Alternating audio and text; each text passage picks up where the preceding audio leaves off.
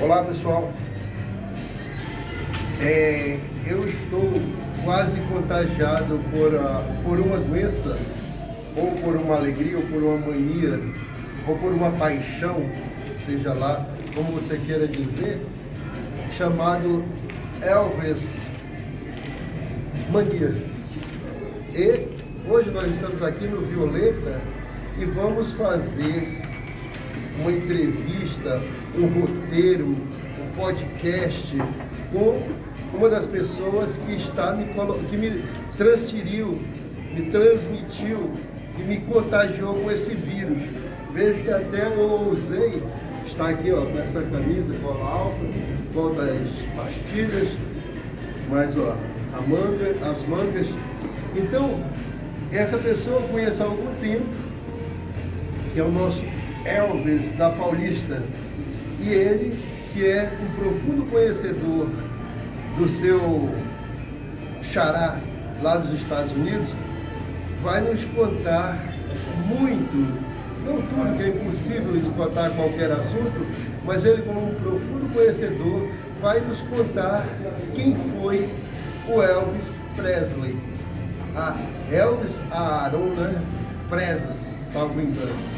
Meu inglês é fraquíssimo, talvez por isso até não tenha acompanhado tanto Elvis, mas de tanto acompanhar o meu querido entrevistado, ou o meu querido professor de Elvis Presley, que está me fazendo até mudar um pouco. Olha, cadê pescoço? Não tem, mas esse rapaz vai nos contar a partir de agora uma história, uma versão do que ele considera, do que ele sabe da vida do famoso ídolo americano. Está pronto para essa caminhada? Então vamos lá, ele está ali, vejam lá, e em 2 segundos estaremos começando, pessoal, em 2 segundos estaremos começando a nossa entrevista com o Elvis brasileiro, com o Elvis da Paulista, tá certo? Espere um minutinho. Como prometido, vamos iniciar a nossa conversa com quem sabe e entende de Elvis.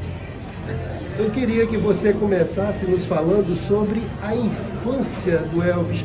Como nasceu Elvis Presley como pessoa, vamos dizer assim, que depois veio o artista. Olá pessoal, obrigado ao grande amigo irmão Osório, obrigado a sua, pode dizer produtora também, auxiliar. Bom, vamos lá. A maioria das pessoas que estudam Elvis, elas têm uma história do Elvis para contar para você, isso é no mundo inteiro que eu vou dizer agora, dos grandes feitos do Elvis, mas já é coisa demais, porque nós estamos falando do artista que mais vendeu no mundo de todos os tempos, em termos solo, e que fez 30 e tantos filmes.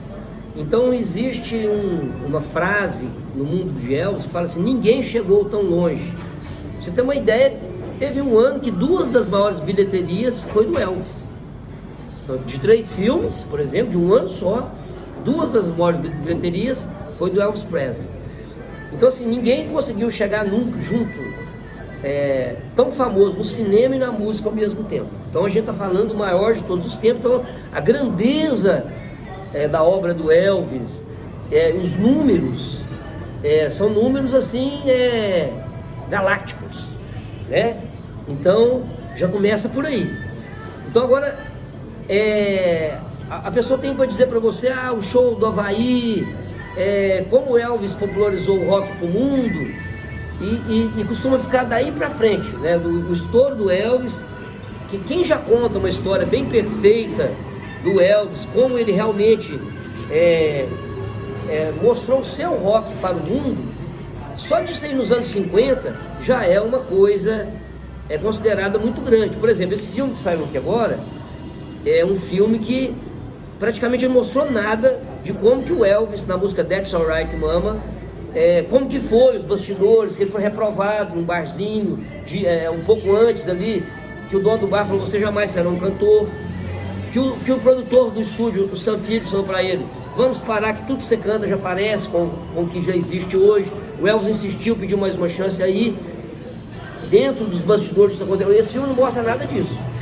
A maioria das pessoas do planeta Terra que estudam arte, música, que já viram falar do Elvis Presley, pouquíssimas pessoas têm um estudo das 3 fases dele: a infância, né, a fase média dele, vamos pegar a adolescência, a fase jovem, e a decadência, né, que o personagem saiu de cena em 77, e não se sabe se ele morreu ou não morreu. Tem um lado que defende que morreu e que morreu e não morreu.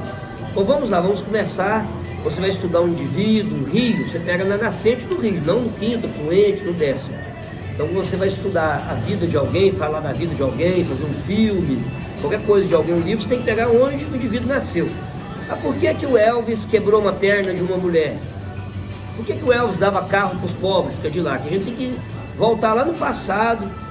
Por que que o Elvis era tão nervoso? Por que ele era tão doce? Ver com quem que o Elvis conviveu, qual que é a formação da infância do Elvis e assim sucessivamente. Então vamos lá. O Elvis nasceu em 8 de janeiro de 1935, numa cidade chamada Tupelo do Mississippi.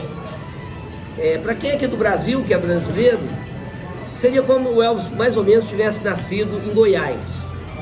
Depois ele muda na adolescência para Memphis, capital do Tennessee, seria mais ou menos Minas Gerais. Os dois lugares bem agrícolas, bem rurais. Pessoas que já estiveram lá brasileiros, é muito aproximado com os dois estados que eu citei, só que a agricultura de lá, tecnologia é 1000 vezes mais avançada. Você não vai ver as mesmas máquinas agrícolas que você vê nos Estados Unidos, por mais que o mundo hoje tenha evoluído. Essa é uma das diferenças, é lógico, fora as diferenças culturais, mas geograficamente, basicamente é isso. Então, para a gente entender o Elvis, a gente vai voltar na infância dele, uma infância muito pobre, onde ele morava numa casinha, uma cabana de madeira. Era uma cabaninha de madeira, onde ele morava. Ele mesmo falava: mãe, a senhora lembra quando a gente morava numa cabana de madeira, quando ele já está na fase adulta? É mais ou menos assim. O banheiro que o Elvis Presley entrava, fazer suas necessidades, se a pessoa for muito gorda, não conseguiria entrar. A casa está lá até hoje, como um museuzinho. Era apertadinho, era aquelas fossas. Então o Elvis Presley, a infância dele foi ali. 2 fatos marcaram muito a infância do Elvis negativamente. Né? Quais foram esses fatos? No útero da mãe dele, ele já perde o irmão gêmeo, o Jesse Presley. Por quê? A mãe ficou grávida de gêmeos e a medicina da época disse aos pais: só um filho sairá vivo. E aí é um fato que marcou a vida toda do Elvis. O Elvis acredita que conversava com o irmão nos momentos difíceis, nos momentos muito alegres. Isso aí a gente vai falar um pouquinho mais para frente. Outro fato que marcou muito o lado psicológico do Elvis, pouca gente sabe disso, pouco historiador de Elvis sabe disso, que na cidade que o Elvis morava, ali em Tupelo, no Mississippi, teve um ciclone.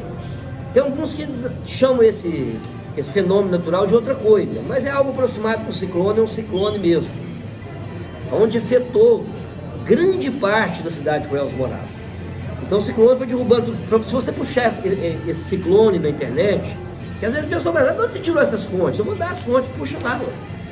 Puxa a infância do Elvis, que você vai ver que ele morou lá naquela época, e vê as fotos do ciclone com seus próprios olhos. É uma coisa assim inacreditável. Aonde era uma cidade, você vai ver só restos de pé de cavalo, crânio de cabeça de pessoas, cinto, tudo a nível do chão, a nível do seu sapato. De tão forte foi esse. Alguma coisa ou outra, assim, os destroços ficaram todos abalados. Então o Elvis cresceu, sabendo que no útero ele perdeu o irmão gêmeo, e logo veio um ciclone que arrebentou quase toda a cidade, quase perto da linha que divide, aonde sobraram tantas casas. Adivinha onde estava a casa de qual pessoa? Do Elvis Presley. Um pouquinho mais para frente da infância dele, a mãe, né, já psicologicamente super abatido com esses 2 fatos, entre outros, uma pobreza total, e o acesso à cultura também era bem precário. Aconteceu que o pai, né, para ali ajudar na sobrevivência da família, a família do Elvis só pensava em alimentar. Morava onde desse o dinheiro para inteirar a comida. A primeira coisa era pensar em sobreviver. Comer arroz e feijão dos Estados Unidos, aqui no brasileiro é arroz e feijão, a comida americana, de vez em quando carne. Tem um fato lá na frente que o Elvis vai comer, o pai do Elvis fala: que se ele estava com fome ou não, o pai do Elvis vai e toma a carne do Elvis, a carne era disputada. Aí um familiar do Elvis fala, devolve a carne pro Elvis. Fala, não, não estou com fome não. O Elvis deixa o pai dele comer a carne, de solidariedade, falou, vou deixar meu pai se alimentar no meu lugar. Pra você ter uma ideia, tamanha pobreza que vivia o Elvis. Então assim, o pai do Elvis vira estelionatário ao falsificar um cheque, né, de tamanho que era a pobreza. Não que isso daí ele fez para ficar bem de vida, nada disso. Provavelmente o pai do Elvis fez isso para alimentar a própria família. Porque nos tem narrativas da história que ele era um cara viciado em jogos, fora da família. Não tinha seus erros, mas era um cara que estava presente com a família. Bom, então, conforme qualquer documentário, palestra, é esse time que a gente faz, essa é a fase inicial do Elvis. Um pouquinho mais para frente na infância, as pessoas às vezes pensam que o Elvis teve curso de violão, que o Elvis fez escola, essas coisas. Não. O Elvis aprendeu a tocar violão, o violão veio parar na vida do Elvis de uma maneira acidental. Como acidental? O sonho do Elvis era ganhar uma bicicleta. Ele falou para os pais, é meu sonho ganhar uma bicicleta. Os pais tentaram comprar a bicicleta do Elvis, só que eles não tinham dinheiro. Aí ele falou, será que ele vai querer um violão velho? Vamos levar, né? Ah, eu acho que não vai querer, um parente. Deram o violão. O Elvis falou, fiquei muito mais feliz que a bicicleta. Quem ensinou o Elvis a tocar violão foi um tio, os primeiros acordes. Um tio ensinou lá, então assim foi o primeiro contato instrumental do Elvis. Se você vê falar outra coisa, não tem nada a ver, é isso daí. O Elvis disputou um torneio, onde não foi campeão, foi bem classificado, na infância, também ali na escola dele, que deu uma referenciazinha. Tem pessoa que fica frustrada, pô, mas o Elvis não ganhou, ele foi lá na frente bola do mundo. Inclusive vai ter outras reprovações lá na frente também. Como jogador de futebol, tem jogador que leva 25 nãos em time diferente e depois vai levantar a taça de campeão na seleção do país dele. Bom, vamos na sequência dos fatos. Né? A gente faz umas análises, assim, comentários do meu próprio comentário, porque surge bastante vertente no mundo de Elvis. O pai do Elvis, estelionato, a mãe dele muito sofredora, o Elvis pobrinho estudando no Mississippi. A eletricidade estava em expansão. A eletricidade mais ou menos é o que é a internet para a gente hoje. Naquele mundo dos anos 50, muitas comunidades, cidades, nem eletricidade tinha, não é igual hoje. Então assim, o que se falava no mundo naquela época era a eletricidade. Então, em busca de um mundo melhor, né, de trabalho, o pai do Elvis leva a família, depois que ele ficou preso, leva a família para Memphis, capital do Tennessee, aonde nada mais, nada menos, né, foi criado o blues, ou que a história acredita que foi ali. Então já é um lugar mais dominado culturalmente no mundo Elvis pelos negros. Onde o Elvis morou, em Tupelo, no Mississippi, já os brancos, o country, por isso a costeleta, por isso que o Elvis usava costeleta. Tem gente que fala, mas que legal, o Elvis é pouco lá que ele achava bonitinho. Não, tudo tem uma história, uma codificação no mundo Elvis. Então o que acontece? Quais foram as referências musicais do Elvis, ainda no Mississippi, e depois na fase Memphis, no Tennessee? O Elvis já nasceu caipira, já nasceu pobre, caipira branco, que era uma das classes mais rejeitadas nos Estados Unidos, super preconceituoso dos anos 50. Só perdia para o negro. O negro, por exemplo, em Memphis, ele só poderia morar depois na linha do trem. Eu tenho que contar esses detalhes para a pessoa poder depois falar bem ou mal do Elvis. As pessoas saem por aí falando, julgando o Elvis sem conhecer nada da história. Então depois que eu estou fazendo esse documentário, não vai ter como mais a pessoa não poder julgar da maneira que ela quiser, tá? E a informação completa. Então o que acontece? O Elvis, as duas bases musicais do Elvis, do Mississippi, essa base que eu passei para você, que era um lugar de branco pobre, que tocava uma música mais country, e por influência da avó materna do Elvis, o gospel. O Elvis foi criado com influência da música evangélica. Tem gente que pensa, o Elvis tem influência só do negro, do branco. Não. Começa com o gospel e do country. Bom, juntando essa fase, o pai do Elvis vai, numa dificuldade, toda a família, mora numa casinha um pouco melhor, e o pai do Elvis arruma serviço na eletricidade. E até ele vira pro Elvis e fala assim, Elvis, larga esse pedaço de madeira, chamando a guitarra do Elvis pedaço de madeira. Aonde isso vai levar alguém? Isso não pode levar um homem a nada. Ele falou, eu gosto, pai. E a mãe do Elvis incentivando, um dia ele vai chegar em algum lugar. Felicidade tem expansão, tem amigos lá, eu posso te ajudar, Elvis. Essa guitarra não vai te levar em lugar algum. Chamava, às vezes, o violão do Elvis de guitarra. E o Elvis, humildemente, o Elvis foi um filho muito obediente, conta a história. Se parecer um filme mostrando que o Elvis respondia a mãe, o pai, na verdade, isso aí pode ser alguns momentos recortados para dar a impressão que foi isso. Não, na verdade, o Elvis era um filho muito passivo, principalmente com a mãe dele. O que a verdadeira história passa pra gente. E que relataram pessoas em documentários do mundo inteiro. Então, veja bem, o Elvis muda ali para o Mississippi, né, para Memphis, e ali ele começa a ter contatos com a parte dos negros, porque como o Elvis era um cara muito humilde, de um coração muito bom, ele se adaptava muito com as classes mais abastardas. Como ele já veio de uma classe muito sofrida, morava numa cabaninha de madeira, dá certo com o negro do Mississippi. Foi muito simples, porque o negro ele era muito massacrado pelo branco, mas quando eles viam que era um branco legal, aqueles negros legais também recebiam o branco de braço aberto. E o Elvis era recebido dentro dos guetos, né, no grande centro de Memphis, tinha uns guetos, uns corredores onde os negros dançavam. E os brancos poderosos permitiam aquilo, falaram assim, como eles nos servem, é necessário que eles divirtam, porque se for colocar esse pessoal para nos servir, quase como escravo, e com muito preconceito, ganhando um salarinho desse tamanho, e depois tendo que morar depois da linha do trem, muitas das vezes, e eles não tiverem uma diversão, tem que deixar eles se divertirem. Eles divertirem de vez em quando, eles vão nos servir melhor. Então o Elvis, ele era um dos únicos brancos que era recebido dentro desses guetos. Mas ela tinha regra, por exemplo, tinha lugar que tinha que te levar a namorada. Aí o Elvis leva uma namorada ali chamada Dixie. A Dixie, na verdade, a primeira namorada oficial do Elvis, a nível de fase adolescência, a fase da adolescência para a fase adulto, ela realmente perdeu o Elvis para os fãs. Tem um outro filme meio mentiroso que fala que o Elvis perdeu, a Priscila perdeu o Elvis para os fãs, ou vice-versa, algo assim, joga a culpa ali em outra pessoa. Não, eu vou chegar mais tarde e ver que a Dixie sim perdeu. Ela começa a namorar com o Elvis, e nos anos 50, coisa e tal, tinha aquela coisa que não podia pôr a mão aqui, ali, só depois de tantos centímetros da cintura, mão no peito, jamais, tá no filme.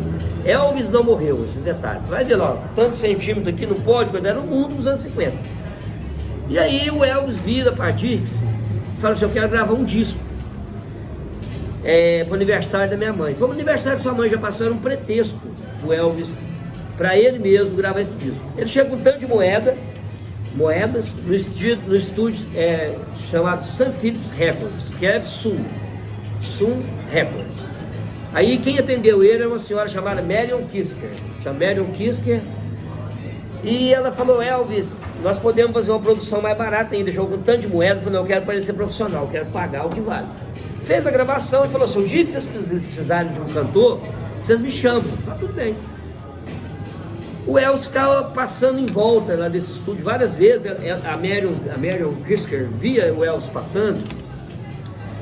Só que nesses filmes que chegam no Brasil, o pessoal fala que o Elvis era caminhoneiro. Tem até um cover no Brasil que fala, eu virei caminhoneiro, eu dirijo caminhões para ser igual ao Elvis. Não. Caminhoneiro nos Estados Unidos é o seguinte, você pode ver nos filmes do Elvis, que falam da história dele, ele está numa caminhonete. Como que você pode ser caminhoneiro se você está numa caminhonete? Porque nos Estados Unidos, naquela época, quem dirigia uma caminhonete já era considerado caminhoneiro. Aqui não. Caminhoneiro só que é cara que dirige caminhão. Se você tem uma caminhonete, você não é caminhoneiro no Brasil. Então a pessoa precisa entender um pouco da cultura americana, ou estudar profundo a história do Elvis para entender certas coisas. Você está aí dirigindo caminhão aí no Brasil, sendo que o Elvis não dirigiu o caminhão. Dando a sequência na história da Dixie, perdão. Ela faz parte do ao vivo. Ela foi uma namorada fiel ao Elvis, e deu todo apoio ao Elvis. O Elvis falou, olha, eu vou fazer um teste num bar e quero que você vá comigo. A Dixie foi com ele fazer o teste.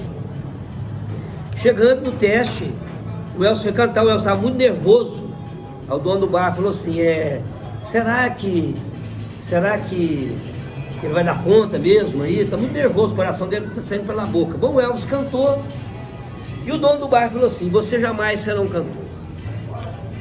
Você não tem condição nenhuma, continua dirigindo frete de reparos elétricos. O Elvis entregava produtos elétricos nas casas. A pessoa ligava lá, eu quero uma tomada, eu quero um fio. Imaginar o rei do rock fazendo isso é engraçado, né? Eu quero isso de eletricidade. O Elvis ia lá na caminhonete, entregava. Bom, o Elvis, depois de ser reprovado, né? O Elvis era muito tranquilo com não. Não gostava de mim, tudo bem. A mãe do Elvis, numa reunião de jantar, falou: não, meu filho, não esquenta a cabeça com isso não, virão outras oportunidades, coisa e tal. Segundo conta a história, no momento desse jantar, que a mãe do Elvis estava consolando ele, toca o telefone. E aí uma pessoa chega lá e fala: ó, o telefone tocou no vizinho, porque na casa do Elvis ele não tinha telefone, tamanha pobreza. É uma tal de Marion Kister, o Elvis vai lá, era um convite para o Elvis gravar.